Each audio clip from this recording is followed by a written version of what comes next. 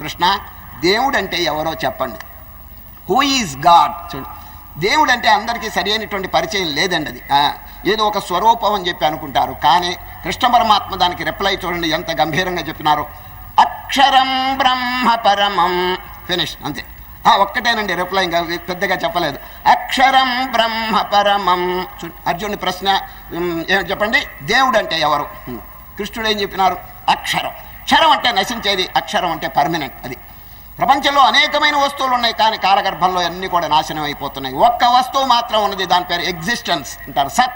సత్ చిత్ ఆనందం, ఎగ్జిస్టెన్స్, నాలెడ్జ్ అండ్ బ్లిస్. ఇది సచ్చిదానందం, ఇది మాత్రం శాశ్వతం. అదే భగవంతుని యొక్క స్వరూపం.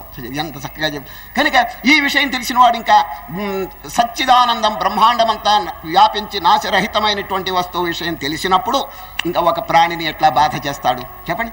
ప్రాణి అనేవాడు వేరుగా లేడండి.